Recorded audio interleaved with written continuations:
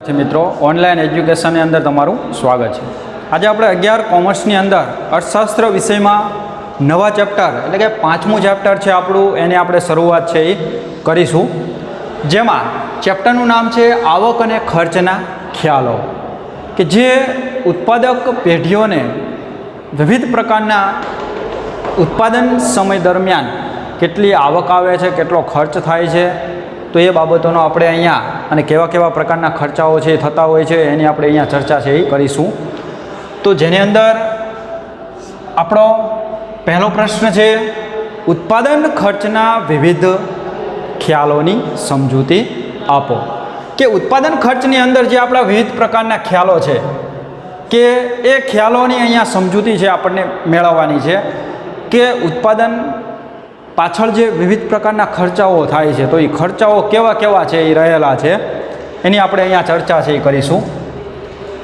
કે અર્થશાસ્ત્રમાં ઉત્પાદનના ખર્ચના વિવિધ ખ્યાલોમાં વાસ્તવિક ખર્ચનો ખ્યાલ, ત્યારબાદ વૈકલ્પિક ખર્ચનો ખ્યાલ અને નાણાકીય ખર્ચના ખ્યાલો છે એ ધ્યાને લેવામાં આવે છે, જેની આપણે અહીંયા વિસ્તૃત માહિતી છે આ ત્રણ જે ખર્ચાઓ છે કે જે ઉત્પાદક જે વિવિધ પ્રકારની ઉત્પાદન પ્રક્રિયા પાછળ જે ખર્ચાઓ છે એ કરે છે, તો એની અંદર સૌથી પહેલું છે વાસ્તવિક ખર્ચનો ખ્યાલ, કે વાસ્તવિક ખર્ચ છે એ પેઢી ઉત્પાદક જે તે ઉત્પાદન પ્રક્રિયા દરમિયાન એ વાસ્તવિક ખર્ચ છે એ ધ્યાને લે છે, કે ઉત્પાદનના સાધનોને ઉત્પાદનની પ્રક્રિયામાં સામેલ કરવાથી જે માનસિક અને શારીરિક શ્રમ કરવામાં આવે છે, એટલે કે જે આપણા ઉત્પાદનના સાધનો તરીકે આપણે જોઈએ તો શ્રમિકો છે કે જે શારીરિક અને માનસિક શ્રમ કરે છે, ત્યારબાદ જે નિયોજકો છે જે વિવિધ પ્રકારના જોખમો છે એ ઉઠાવે છે, તો એની વાત છે અહીંયા કે અહીંયા શ્રમ કરવો પડે છે તેમજ કષ્ટ ઉઠાવવું પડે છે,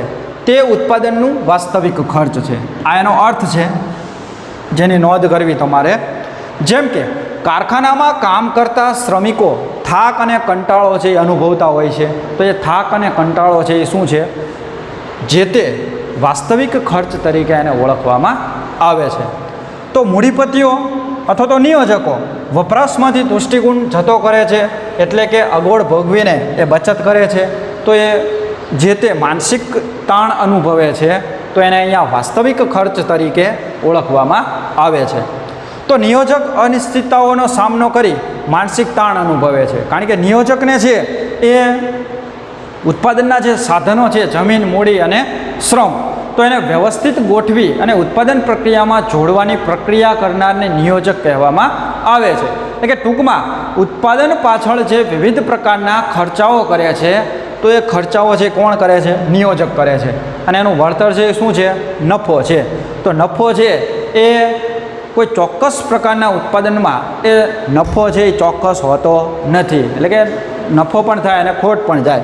તો આવું જે નિયોજક છે એ અનિશ્ચિતતાનો સામનો કરે છે કે ભાઈ નફો થશે અને ખોટે જશે, તો એ અનિશ્ચિતતાઓનો સામનો કરી માનસિક તાણ અનુભવે છે, તો એ જે માનસિક તાણ છે એ અનુભવે છે તો એને વાસ્તવિક ખર્ચ તરીકે ઓળખવામાં આવે છે। તો આ બધું ઉત્પાદનનું વાસ્તવિક ખર્ચ છે ગણાય છે, એટલે કે અહીંયા જે ઉત્પાદનના સાધનો છે, શ્રમિકો જે શારીરિક અને માનસિક શ્રમ કરે છે, જે થાક અને કંટાળો આળસ અનુભવે છે તો એ વાસ્તવિક ખર્ચ છે। ત્યારબાદ જે મૂડીપતિઓ છે એ વપરાશમાંથી તુષ્ટિગુણ જતો કરે છે, તો એ જતો કરવાનો જે તુષ્ટિગુણ છે તો એને પણ અહીંયા વાસ્તવિક ખર્ચ તરીકે અર્થશાસ્ત્રની દ્રષ્ટિએ ઓળખવામાં આવે છે। ત્યારબાદ નિયોજક છે, તો નિયોજકની જે વળતરની અનિશ્ચિતતા રહેલી છે, એ જે ખર્ચાઓ કરે છે, રોકાણ કરે છે, તો એને વળતર મળશે કે નહીં મળે, તો એ માનસિક તાણ અનુભવે છે, તો એને પણ અહીંયા એ ઉત્પાદનનું વાસ્તવિક ખર્ચ ગણવામાં આવે છે। તો વાસ્તવિક ખર્ચ ક્યારેય માપી શકાતું નથી, કારણ કે અહીંયા વ્યક્તિઓનો થાક, કંટાળો, આળસ, ત્યારબાદ જે માનસિક તાણ છે, ટેન્શન છે, તો એ ક્યારેય આપણે માપી શકતા નથી, કારણ કે અલગ અલગ વ્યક્તિઓનું આ વાસ્તવિક જે ખ્યાલ છે, વાસ્તવિક જે તાણ ખર્ચ છે એ અલગ અલગ છે એ રહેલો છે, તેથી આ ખર્ચને આપણે માપી શકતા નથી કે ભાઈ આ વ્યક્તિને કેટલો કંટાળો આવે છે, કેટલો થાક લાગે છે, કેટલી માનસિકતા એની રહેલી છે, બરાબર, તો એ આપણે ક્યારેય માપી શકતા નથી। તો એ વાસ્તવિક ખર્ચની અહીંયા ખામી છે એ જોવા મળે છે કે ભાઈ વાસ્તવિક ખર્ચ છે આપણે માપી શકતા નથી. જો આપણે વાસ્તવિક ખર્ચ માપી શકતા નથી, તેથી આને ઉત્પાદન પ્રક્રિયામાં એ ખર્ચ છે એ જોડવું જોઈએ નહીં. તેથી અહીંયા અમુક અર્થશાસ્ત્રીઓ છે એનો વિરોધ કરે છે કે ભાઈ થાક, કંટાળો, આળસ એ માપી શકાતું નથી, તેથી એને ખર્ચ ગણાય નહીં. પણ એ ઉત્પાદન પ્રક્રિયામાં ભાગ ભજવે છે, બરાબર. પણ એ વાસ્તવિક જીવનમાં એનો ઉપયોગ છે, એ ખર્ચ છે એ માપવામાં આવતો નથી અને ગણવામાં પણ આવતો નથી. તેથી એની અહીંયા ખામી કે મર્યાદા છે એ રહેલી છે. ત્યારબાદ બીજું છે વૈકલ્પિક ખર્ચનો ખ્યાલ. એટલે કે અહીંયા વાસ્તવિક ખર્ચ છે એ માપી શકાતો નથી, તેથી એની એ મર્યાદા ઊભી થઈ. આ વાસ્તવિક ખર્ચનો અહીંયા વાસ્તવિક ખર્ચના ખ્યાલની ખામી ઊભી થાય છે અને એ ખામીને દૂર કરવા માટે થઈને વૈકલ્પિક ખર્ચનો એ ઉપયોગ છે, ખ્યાલ છે, એ ઓસ્ટ્રિયન અર્થશાસ્ત્રીઓએ છે એ વિકસાવેલો છે અને વૈકલ્પિક ખર્ચનો ખ્યાલ રજૂ કર્યો છે. પરંતુ જે આ ખર્ચનો ખ્યાલ છે, એટલે કે વૈકલ્પિક ખર્ચનો ખ્યાલ છે, એ ખ્યાલ વ્યવસ્થિત સ્વરૂપે માર્શલે છે રજૂ કર્યો છે અને સમજાવ્યો છે કે અહીંયા વૈકલ્પિક ખર્ચ શું છે અને એની ઉત્પાદન પ્રક્રિયામાં ઉત્પાદન ખર્ચમાં શું ભાગ ભજવે છે. તો એ અહીંયા માર્શલે એ વિસ્તૃત રીતે રજૂઆત છે એ કરેલી છે. તો એની સમજૂતી આપણે મેળવીએ કે ઉત્પાદનના સાધનોને કોઈ એક કાર્યમાં રોકવામાં આવે તો એના સાધનોનો બીજો શ્રેષ્ઠ વિકલ્પ છે એ જતો કરવો પડે છે. એટલે કે ઉત્પાદનના જે આપણી પાસે જે ઉત્પાદનના સાધનો છે, જેમ કે શ્રમિક છે, તો એ શ્રમિક છે એ એક જ જગ્યાએ કામ કરી શકે છે. બે અલગ અલગ જગ્યાએ એક જ સમયે કામ કરી શકતો નથી. તેથી જે જગ્યાએ કામે રોકાય છે, એનો શ્રમ આપે છે, એ જગ્યાએ એનો જે તે બીજી જગ્યાનો વિકલ્પ છે એને જતો કરવો પડે છે. તો અહીંયા ઉત્પાદનના સાધનો કોઈ એક કાર્યમાં રોકવામાં આવે તો તે સાધનનો બીજો શ્રેષ્ઠ વિકલ્પ છે એ જતો કરવો પડે છે.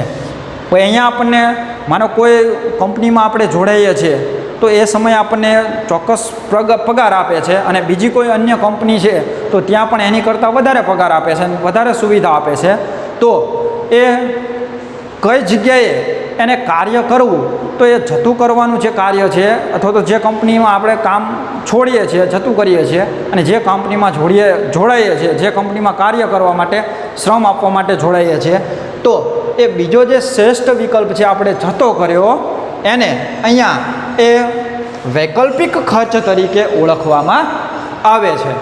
તો આ જે શ્રેષ્ઠ વિકલ્પ આપણે જતો કરવામાં આવે છે તેને જ અહીંયા વૈકલ્પિક ખર્ચ તરીકે ઓળખવામાં આવે છે. એટલે કે જતો કરેલો જે શ્રેષ્ઠ વિકલ્પ છે એને અહીંયા વૈકલ્પિક ખર્ચ તરીકે ઓળખવામાં આવે છે. તો જતો કરવો પડતો શ્રેષ્ઠ વિકલ્પ ઉત્પાદિત વસ્તુઓનો વૈકલ્પિક ખર્ચ છે. એટલે અહીંયા જતો કરવાનો જે વિકલ્પ છે, આપણે જે વિકલ્પ જતો કર્યો છે, બે કંપનીમાં આપણને ઓફર હતી, પણ કઈ કંપનીમાં પગાર વધારે છે, સુવિધા વધારે છે, કઈ કંપનીમાં પગાર ઓછો છે, તો પગાર જે કંપનીમાં ઓછો છે એ વિકલ્પ આપણે જતો કર્યો તો એને શ્રેષ્ઠ વિકલ્પ તરીકે ઓળખવામાં આવે છે. એટલે કે જતો કરેલો જે વિકલ્પ છે એ શ્રેષ્ઠ વિકલ્પ છે. તો અહીંયા જતો કરવો પડતો શ્રેષ્ઠ વિકલ્પ ઉત્પાદિત વસ્તુનો વૈકલ્પિક ખર્ચ છે. ઉદાહરણ તરીકે આપણે જોઈએ કે જમીનના એક ટુકડાનો ઉપયોગ ઘઉં અને ડાંગર માટે થઈ શકે છે. એટલે કે આપણી પાસે જમીનનો એક ભાગ છે તો એની ઉપર આપણે એ ઘઉંનું ઉત્પાદન કરી શકીએ કાં તો ડાંગરનું ઉત્પાદન કરી શકીએ. બંને એક સાથે આપણે ઉત્પાદન કરી શકતા નથી. એવી જ રીતના આપણી પાસે જમીનનો એક ભાગ છે અને આપણે એની ઉપર કોઈ ચોક્કસ પ્રકારની કંપનીનું પ્લાન્ટ છે ઊભો કરીએ છીએ તો આપણે બીજો વિકલ્પ છે એ જતો કરવો પડે છે. તો એવી રીતના આપણે અહીંયા ઉદાહરણ છે એ સમજીએ કે જમીનના એક ટુકડાનો ઉપયોગ ઘઉં અને ડાંગર માટે થઈ શકે છે, ઘઉં અને ડાંગરના ઉત્પાદન માટે થઈ શકે છે. જો જમીન ઉપર ઘઉં ઉત્પન્ન કરવામાં આવે, એટલે કે જમીન ઉપર એ ટુકડા ઉપર ઘઉં વાવવામાં આવે, ઘઉંનું વાવેતર કરવામાં આવે તો રૂપિયા 2 લાખ છે આપણને મળી શકે એમ છે. એટલે કે ઘઉંની આવક છે આપણને કેટલી મળે છે? 2 લાખ. કે જમીનનો એક ટુકડો છે એની ઉપર ઉત્પાદન કરવાના આપણી પાસે 2 વિકલ્પ છે, ઘઉં અથવા તો ડાંગર. તો અહીંયા ઘઉં વાવવામાં આવે અને એના ઉત્પાદનથી, ઘઉંના ઉત્પાદનથી આપણને કેટલા મળે છે? 2 લાખ મળી શકે એમ છે એની આવક. અને જો ડાંગર ઉત્પન્ન કરવામાં આવે તો આપણને 3.5 લાખ એટલે કે 3.5 લાખ રૂપિયા છે આપણને મળી શકે એમ છે. તો વધારે આવક છે શેના ઉત્પાદનમાં રહેલી છે? ઘઉંના કે ડાંગરના? તો અહીંયા ડાંગરના ઉત્પાદન પાછળ આપણને 3.5 એટલે કે 3.5 લાખ રૂપિયા આવક મળે છે, જ્યારે ઘઉંની આવક છે એ 2 લાખ જ છે.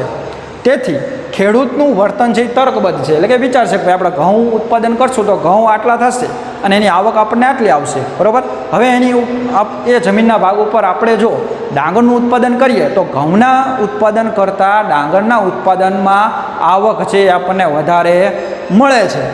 તેથી અહીંયા લાભની દ્રષ્ટિએ એટલે કે નફાની દ્રષ્ટિએ, લાભની દ્રષ્ટિએ વિચારી ખેડૂત ઘઉંનું ઉત્પાદન જતું કરશે અને ડાંગર છે એની ઉપર ડાંગરનું ઉત્પાદન છે એ કરશે, કારણ કે ડાંગરના ઉત્પાદન પરથી 3.5 એટલે કે 3.5 લાખ રૂપિયા છે એને મળે છે અને ઘઉંનું ઉત્પાદન કરશે તો 2 લાખ મળશે. એટલે કે અહીંયા એ ડાંગરનું વાવેતર છે એ ખેડૂત કરે છે અને ઉત્પાદન કરશે અને 3.5 લાખ મેળવશે. અને આ જતું કરેલું એટલે કે જતું શું કર્યું એને? ઘઉંનું ઉત્પાદન જતું કર્યું. તો ઘઉંના ઉત્પાદનમાં એને 2 લાખ મળતા હતા અને ડાંગરના ઉત્પાદનમાં છે એને 3.5 લાખ મળતા હતા. એટલે એ ડાંગરનું ઉત્પાદન છે એ જમીનના ટુકડા ઉપર કરશે.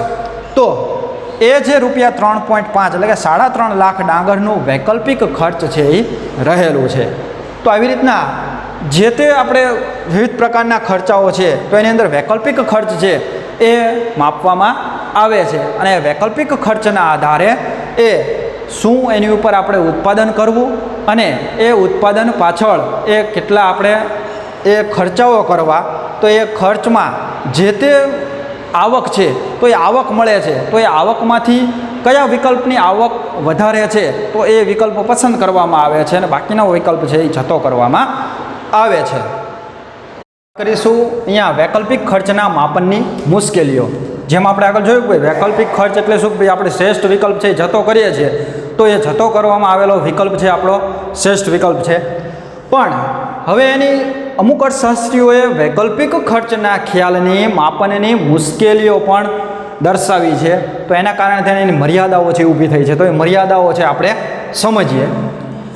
કે પહેલી મર્યાદા છે કે એક ઉપયોગી સાધન. દાખલા તરીકે કોઈ સાધન છે એક ઉપયોગી હોય કે એનો કોઈ બીજો કોઈ ઉપયોગ જ ન હોય તો એ એક ઉપયોગના કારણે એ વૈકલ્પિક ખર્ચ એનું માપવું મુશ્કેલ છે અથવા તો વૈકલ્પિક ખર્ચ એનું હોતું નથી. જો ઉત્પાદનનું કોઈ સાધન માત્ર એક જ ઉપયોગી હોય ત્યારે વૈકલ્પિક ખર્ચ નક્કી કરી શકાતું નથી. એટલે કે કોઈ ઉત્પાદનનું સાધન છે હવે માત્ર એક જ ઉપયોગ ધરાવે છે, એક જ ઉપયોગ છે એનો કોઈ બીજો કોઈ વિકલ્પ છે નહીં, તેથી આપણે એનો વૈકલ્પિક ખર્ચ છે એ નક્કી કરી શકાતો નથી. જેમ કે એવા ઘાસના મેદાનો જ્યાં ઘાસ સિવાય બીજું કશું જ ઉગતું ન હોય, એટલે કે એવા ઘાસના મેદાનો કે જ્યાં ઘાસ સિવાય બીજું કંઈ ઉગતું ન હોય અથવા તો ખારોપાટવાળી જમીન છે, બરાબર, તો એમાં આપણે બીજું કોઈ પણ ઉત્પાદન છે કરી શકતા નથી. તો અહીંયા એનો કોઈ બીજો વિકલ્પ નથી. તેથી અહીંયા એનું વૈકલ્પિક ખર્ચ છે એ નક્કી કરી શકાતું નથી. તેથી એવી બાબતમાં અહીંયા વૈકલ્પિક ખર્ચ છે એ મર્યાદાવાળું સાબિત થાય છે. એવી જ રીતના વાત કરીએ તો બેકારીનો ભોગ બનેલા વ્યક્તિઓ, બેકારીનો ભોગ બનેલા શ્રમિકો કે જેને કામ તો કરવું છે પણ કોઈ એકમમાં કામ છે એ મળતું નથી. તેથી અહીંયા એ વૈકલ્પિક ખર્ચ છે એ માપી શકાતું નથી. તો આ બાબતમાં હોય છે તેમની પાસે કોઈ કામ જ ન હોતું, એટલે કે તેમની પાસે કોઈ કામ જ ન થતું બેકાર વ્યક્તિ પાસેથી. તેથી અહીંયા બેકાર વ્યક્તિ પાસે કોઈ કામ જ ન હોય નથી માટે વૈકલ્પિક ખર્ચ છે એનું માપી શકાતું નથી. કે ભાઈ કોઈ એક પેઢીમાં એ કામ કરે અને અન્ય પેઢીનું વિકલ્પ છે જતો કરે તો એનો આપણે વૈકલ્પિક ખર્ચ માપી શકીએ છીએ. પણ અહીંયા વ્યક્તિ બેરોજગાર જ છે, કોઈ એને કામ જ નથી, તો એવે સમયે અહીંયા વૈકલ્પિક ખર્ચ છે એ ગણી શકાતું નથી કે માપી શકાતું નથી. તેથી અહીંયા વૈકલ્પિક ખર્ચની મર્યાદા છે એ ઊભી થાય છે. બીજું છે વિશિષ્ટ ઉપયોગના સાધન, કે કોઈ ઉત્પાદનનું સાધન છે એ ચોક્કસ પ્રકારનું જ ઉત્પાદન કાર્ય છે એ ધરાવતું હોય, ઉપયોગ ધરાવતો હોય, વિશિષ્ટ ઉપયોગ ધરાવતો હોય તો એના કોઈ બીજો ઉપયોગ છે આપણે કરી શકતા નથી. જ્યારે ઉત્પાદનના સાધનો વિશિષ્ટ પ્રકારના હોય ત્યારે આ ખ્યાલ ઉપયોગી બનતો નથી. એટલે કે આપણી પાસે જે ઉત્પાદનનું સાધન છે એ વિશિષ્ટ પ્રકારનું હોય ત્યારે વૈકલ્પિક ખર્ચનો ખ્યાલ છે એ ઉપયોગી સાબિત થતો નથી અને વૈકલ્પિક ખર્ચ છે એ માપી શકાતું નથી. ત્યારે આવા વિશિષ્ટ ઉપયોગવાળા સાધનોનું વળતર તેના વૈકલ્પિક ખર્ચના આધારે નહીં પણ સાધનની માંગના આધારે છે એ થઈ શકે છે. એટલે કે અહીંયા વૈકલ્પિક ખર્ચના આધારે છે એનું આપણે જે તે માપન છે એ કરી શકતા નથી, પણ સાધનની માંગ કેવી છે તો એના આધારે આપણે એનું ખર્ચ છે એ માપી શકીએ છીએ. જેમ કે કોમ્પ્યુટરના વિશિષ્ટ આવડત ધરાવતી વ્યક્તિ, તો એને એકાઉન્ટનું જ્ઞાન હોય કોમ્પ્યુટરની અંદર, તો આપણે એની પાસેથી બીજું કોઈ કામ છે એ લઈ શકતા નથી. તેથી અહીંયા વૈકલ્પિક ખર્ચ છે એનો માપી શકાતો નથી. એવી જ રીતના છે અણુશક્તિના વૈજ્ઞાનિકો, અણુશક્તિના જે જ્ઞાન ધરાવનારા જે વૈજ્ઞાનિકો છે, વ્યક્તિઓ છે, તો એની પાસેથી આપણે અણુશક્તિની જ જ્ઞાન કે ઉત્પાદન છે એ લઈ શકીએ છીએ. એની પાસેથી બીજું કોઈ આપણે એ ઉત્પાદન કે માહિતી છે લઈ શકતા નથી. તેથી એવા વિકલ્પના અહીંયા વૈકલ્પિક ખર્ચ છે એ આપણે માપી શકતા નથી, કે વૈકલ્પિક ખર્ચ છે એ કાઢી શકતા નથી. તેથી એ ખ્યાલ છે અહીંયા મર્યાદાવાળો છે એ ઊભો થાય છે. તેથી અહીંયા વૈકલ્પિક ખર્ચના માપનની મુશ્કેલીઓના કારણે અહીંયા અર્થશાસ્ત્રીઓ છે એ અમુક અર્થશાસ્ત્રીઓ એનો વૈકલ્પિક ખર્ચનો અહીંયા વિરોધ છે એ દર્શાવે છે. હવે વાત કરીએ આપણે નાણાકીય ખર્ચની. તો અહીંયા વર્તમાન સમયની અંદર આર્થિક વિશ્લેષણમાં આર્થિક આપણે જે બાબતો તપાસવી છે તો એની અંદર નાણાકીય ખ્યાલ છે એ વાસ્તવિક જીવનમાં ઉપયોગી છે. તો આર્થિક વિશ્લેષણ ઉત્પાદનનો નિર્ણય અને કિંમત નિર્ધારણના નાણાકીય ખર્ચનો ખ્યાલ ઉપયોગી છે. એટલે કે આ ખ્યાલ જે છે વિકસાવેલો નાણાકીય ખર્ચનો ખ્યાલ વાસ્તવિક જીવનમાં એનો ઉપયોગ છે એ થાય છે. બાકીના જે ખ્યાલો છે વૈકલ્પિક ખર્ચ અને વાસ્તવિક ખર્ચ, તો એ વાસ્તવિક જીવનમાં માપી શકતા નથી અને ખ્યાલો છે એ ઉત્પાદન પ્રક્રિયામાં કે કિંમત નિર્ધારણમાં ઉપયોગી સાબિત થતા નથી. તેથી અહીંયા નાણાકીય ખર્ચ જે છે એને જ અહીંયા નાણાકીય ખર્ચના ખ્યાલને ઉત્પાદન પ્રક્રિયામાં, ખર્ચની પ્રક્રિયામાં, કિંમત નિર્ધારણમાં એ નાણાકીય ખર્ચના ખ્યાલને છે ધ્યાને લેવામાં આવે છે. કારણ કે અહીંયા વાસ્તવિક ખર્ચ અને વૈકલ્પિક ખર્ચના ખ્યાલો છે કેવા હતા? મર્યાદાવાળા હતા, સમસ્યાવાળા હતા. તેથી અહીંયા વૈકલ્પિક ખર્ચ કે એ વાસ્તવિક ખર્ચ છે એ માપી શકાતા ન હતા.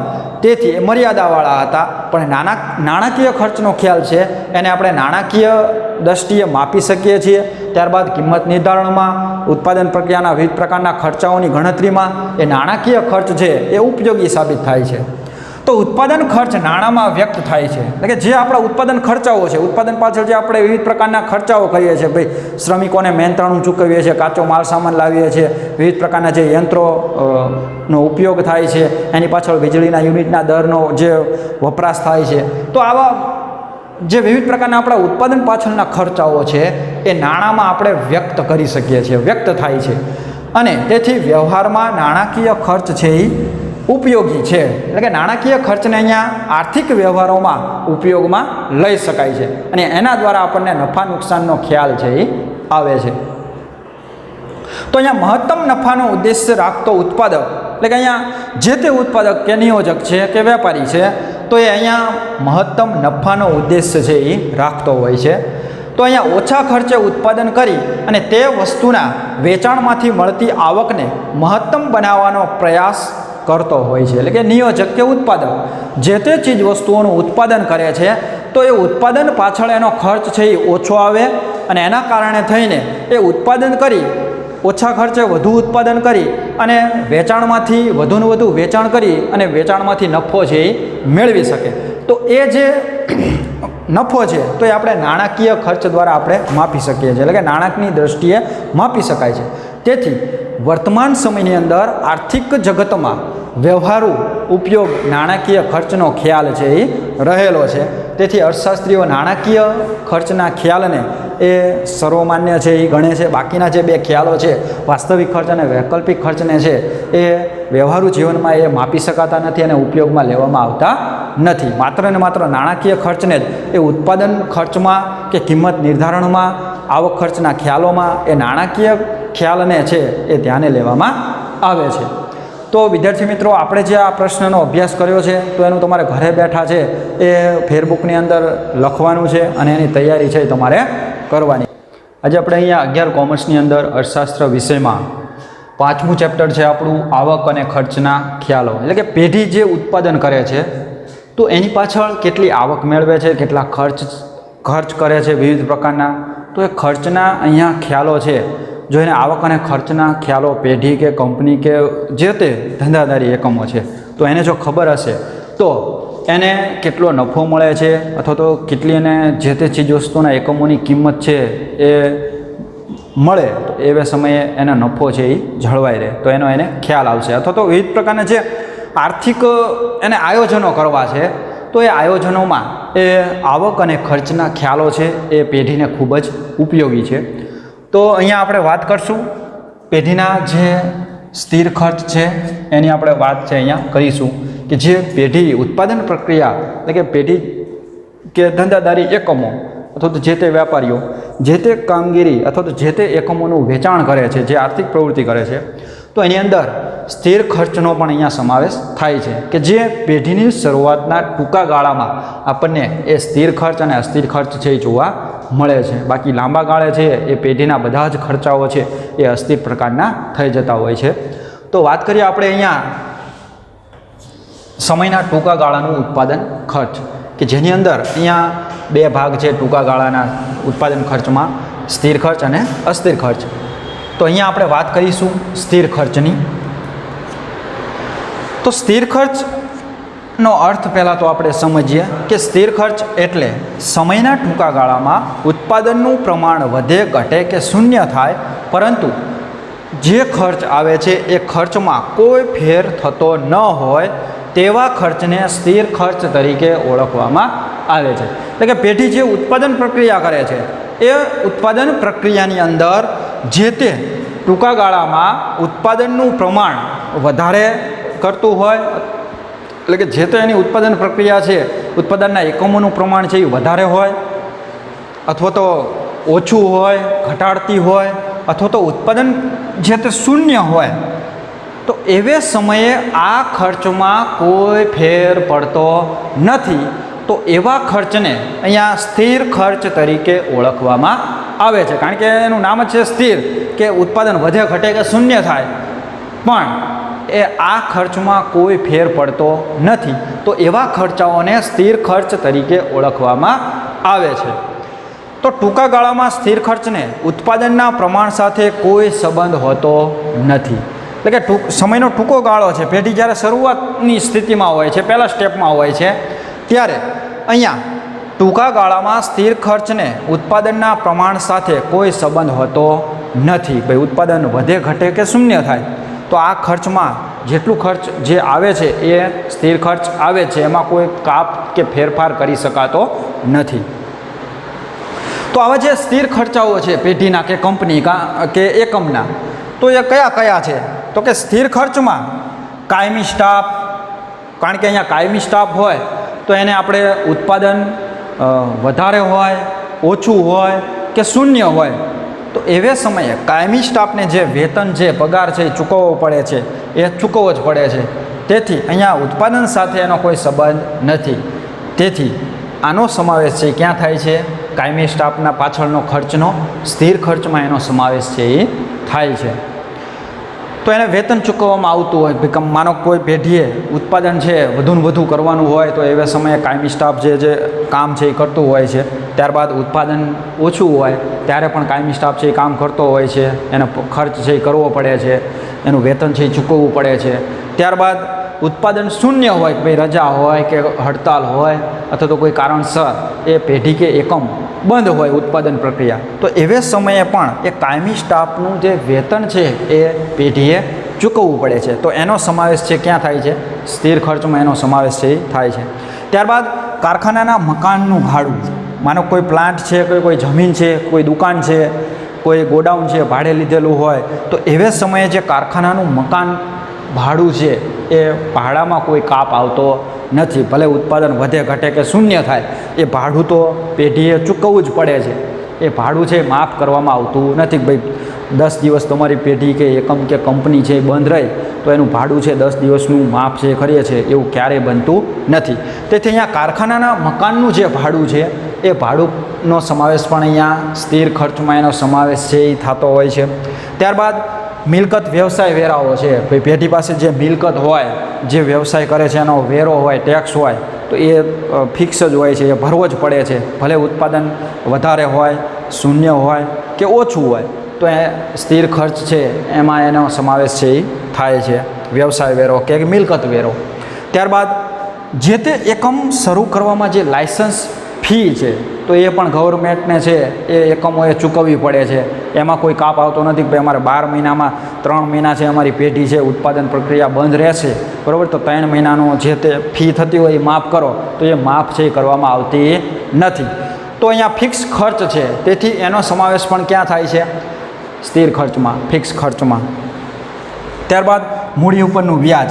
માનો કોઈ પેઢી છે એ શરૂ કરવામાં બેંક પાસેથી લોન લીધેલી હોય, અન્ય મૂડીપતિઓ પાસેથી વ્યાજવા લીધેલા પૈસા હોય, તો એવે સમયે એની પાછળનું જે વ્યાજ છે એ પેઢીએ કે કંપનીએ કે ધંધાદારી એકમોએ એ વ્યાજ છે એ ફરજિયાતપણે ચૂકવવું પડે છે. તેથી અહીંયા મૂડી ઉપરનું વ્યાજનો સમાવેશ પણ કેમાં થાય છે? સ્થિર ખર્ચમાં. કારણ કે આપણે પેઢી તરીકે આપણું ઉત્પાદન છે એ બંધ રહે છે, બરાબર, તો એટલા સમય માટે આપણે એમ નથી કહેતા કે ભાઈ બેંકને કે ભાઈ અમે આટલા સમય છે એ ઉત્પાદન બંધ રાખ્યું છે, તો આટલા સમય છે અમે ખર્ચ કર્યો નથી, તો તમે વ્યાજ છે એટલું ઓછું લો, તો એવું ક્યારેય બનતું નથી. તો મૂડી ઉપરનું જે વ્યાજ છે એની પાછળ જે વ્યાજનો ખર્ચ કરવામાં આવે છે તો એનો પણ સમાવેશ ક્યાં થાય છે? સ્થિર ખર્ચની અંદર એ આવે જ છે. ઉત્પાદન વધારે હોય, ઓછું હોય કે શૂન્ય હોય, તો એ મૂડી ઉપરનું વ્યાજ છે એ પેઢીએ કે કંપનીએ ચૂકવવું જ પડે છે. ત્યારબાદ વિવિધ પ્રકારના વીમાના પ્રીમિયમ ભરતી હોય કોઈ કંપની, ભાઈ એને જે તે વિવિધ પ્રકારની મિલકતો હોય તો એ જે તે કાચો માલ સામાન છે, તૈયાર માલ સામાન છે, શ્રમિકો છે, ત્યારબાદ જે એના કાયમી સ્ટાફો છે, તો એનો જે વીમો લીધેલો હોય તો એ વીમાના જે પ્રીમિયમ છે તો એ કંપનીએ ભરવા જ પડે છે.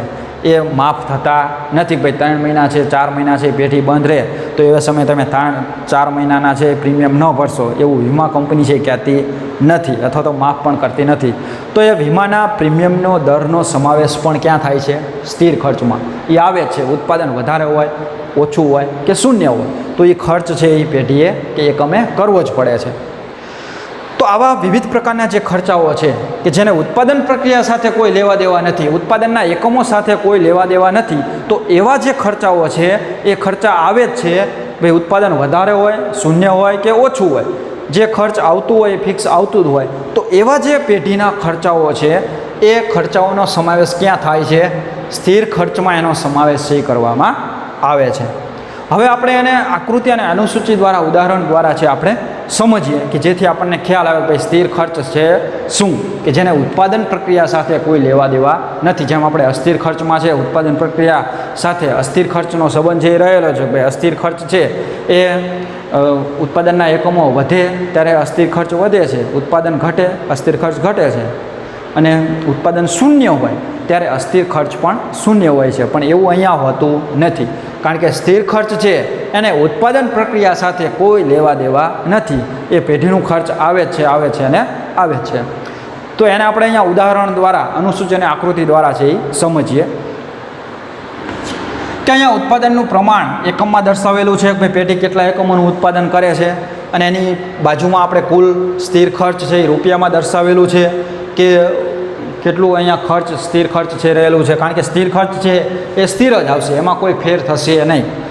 માનો કે પેઢી કોઈ ઉત્પાદન કરતી નથી, હવે ઉત્પાદન પ્રક્રિયા સ્ટોપ છે, તો એવે સમયે એ કુલ સ્થિર ખર્ચ છે એ 100 રૂપિયા છે એ આવે જ છે. કારણ કે અહીંયા જે કાયમી સ્ટાફ છે એનું વેતન છે, કારખાનાના જે મકાનનું ભાડું છે, મૂડી ઉપરનું વ્યાજ છે, બરાબર, ત્યારબાદ જે લાયસન્સ ફી છે, ત્યારબાદ જે તે મિલકત કે વ્યવસાય વેરાઓ છે એ એકમોએ ભરવા જ પડે છે.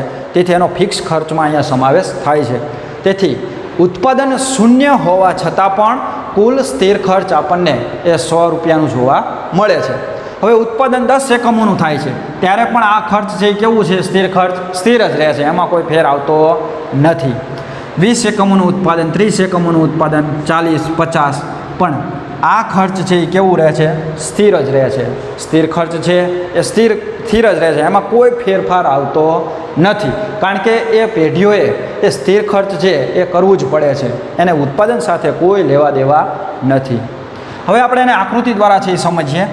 અહીંયા OX ધરી ઉપર આપણે ઉત્પાદનના એકમોનું પ્રમાણ દર્શાવેલું છે, અને OY ધરી ઉપર એ સ્થિર ખર્ચ રૂપિયામાં દર્શાવવામાં આવેલું છે. તો અહીંયા ધ્યાન આપો કે ઉત્પાદન છે એ જ્યારે શૂન્ય છે ત્યારે પણ આપણને આ ખર્ચ સ્થિર ખર્ચ છે એ 100 રૂપિયા છે એ જોવા મળે છે. 10 એકમોનું ઉત્પાદન થાય છે ત્યારે પણ 100 રૂપિયાનું ખર્ચ છે. 20 એકમોનું, 30, 40, 50 એમ ભલે ગમે તેટલા એકમોનું ઉત્પાદન પેઢી કરતી હોય પણ સ્થિર ખર્ચ છે એમાં કોઈ ફેર આવતો નથી, એટલે કે એમાં કોઈ વધારો ઘટાડો થતો નથી, એ સ્થિર જ રહે છે. તેથી એ સ્થિર ખર્ચ ગણાય છે, જેને અહીંયા ટોટલ ફિક્સ કોસ્ટ તરીકે ઓળખવામાં આવે છે, એટલે કે TFC કુલ સ્થિર ખર્ચ રેખા, કે જે OX ધરીને કેવી છે? સમાંતર છે. OX ધરીને કેવી છે? સમાંતર છે. ભાઈ અહીંયા 100 રૂપિયા સ્થિર ખર્ચ છે તો એ પેઢીનું ઉત્પાદન વધે ઘટે કે શૂન્ય થાય એ ખર્ચ છે એ આવે જ છે. ભાઈ જો અહીંયા આપણે જોઈ શકીએ છીએ કે ભાઈ ઉત્પાદન શૂન્ય છે ત્યારે પણ આ ખર્ચ છે અહીંયા દર્શાવવામાં આવેલું છે. ને જેમ જેમ ઉત્પાદનના એકમો વધે છે છતાં પણ એ ખર્ચમાં કોઈ ફેર પડતો નથી, એ સ્થિર ખર્ચ છે એ સ્થિર જ રહે છે. તો અહીંયા સ્થિર ખર્ચને ઉત્પાદનના એકમો સાથે સંબંધ નથી, કારણ કે આપણે સ્થિર ખર્ચની અંદર જોયું કે સ્થિર ખર્ચમાં જે કાયમી સ્ટાફ હોય તો એનું વેતન છે એ રજા હોય તો એ ચૂકવવું પડતું હોય, બરાબર. ઉત્પાદન શૂન્ય હોય ત્યારે પણ એને ચૂકવવું પડતું હોય. કારખાનાના મકાનનું ભાડું છે, દુકાનનું ભાડું છે, ગોડાઉનનું ભાડું છે, તો એ ભાડું એને ઉત્પાદન સાથે સંબંધ નથી. ભાઈ જેટલા સમય સુધી તમારું બંધ રહેશે તો એટલા સમયનું ભાડું છે એ વસૂલ નહીં કરીએ એવું ક્યારેય બનતું નથી, તો એ ચૂકવવું જ પડે છે. ત્યારબાદ જે મિલકત વ્યવસાય વેરાઓ છે, ટેક્સ છે, એ ભરવો પડે છે. ત્યારબાદ જે તે કંપની શરૂ કરવામાં, ધંધા વ્યવસાય શરૂ કરવામાં જે લાયસન્સ ફી છે તો એ પણ ફિક્સ છે, એ ચૂકવવી જ પડે છે, તો એમાં પણ કાપ આવતો નથી. મૂડી ઉપરનું વ્યાજ છે, ભાઈ વ્યાજવા નાણાં છે એ લીધેલા હોય તો એવે સમયે વ્યાજ છે આપણે એનું ફરજિયાત જેટલું આવતું હોય એટલું ચૂકવવું જ પડે છે, બરાબર. ત્યારબાદ વીમાના પ્રીમિયમ છે. ટૂંકમાં અહીંયા જે પેઢી ખર્ચાઓ કરે છે એ ખર્ચાઓને ઉત્પાદન પ્રક્રિયા સાથે કોઈ પણ લેવા દેવા નથી. ભાઈ ઉત્પાદન વધે ઘટે કે શૂન્ય થાય, જે સ્થિર ખર્ચ છે એ સ્થિર ખર્ચ આવે જ છે. તો વિદ્યાર્થી મિત્રો, આ પ્રશ્નનો જે આપણે અહીંયા જવાબનો અભ્યાસ કર્યો છે તો એ તમારે ફેરબુકની અંદર લખવાનો છે અને એની ઘરે બેઠા તમારે તૈયારી છે એ કરવાની છે. અસ્તુ.